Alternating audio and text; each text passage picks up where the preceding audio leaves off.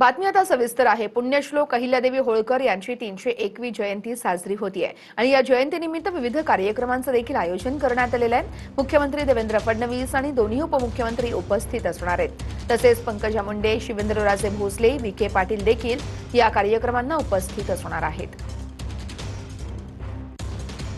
पुण्यश्लोक अहिल्यादेवी होळकर यांची 301वी जयंती आणि याच जयंतीच्या निमित्तानं विविध कार्यक्रमांचं आयोजन करण्यात आलेलं आहे। जयंतीनिमित्त यावेळेस मुख्यमंत्री देवेंद्र फडणवीस तसेच दोन्ही उपमुख्यमंत्री देखील उपस्थित असतील।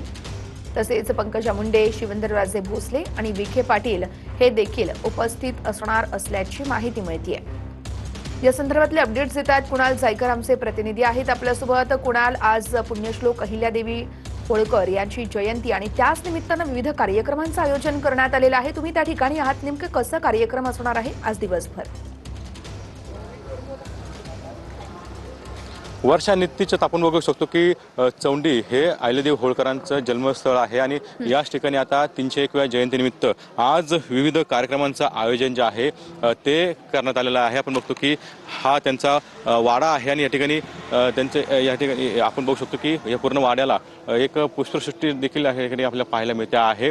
पूर्ण सजावट जी आहे ती करण्यात आलेली आहे। सकाळपासूनच देशभरातून जे या ठिकाणी अभिवादन करण्यासाठी समाज बांधव आहे ते या ठिकाणी दाखल झालेले आहे आणि मोठं उत्साहाचं वातावरण जे आहे ते आपल्याला बघायला मिळतं आहे। थोड्याच वेळात राज्यपाल हरिभाऊ बागडे यांच्या उपस्थितीमध्ये आता महापूजेचं आयोजन करण्यात आलेलं आहे आणि ह्या कार्यक्रमाला सुरुवात होणार आहे।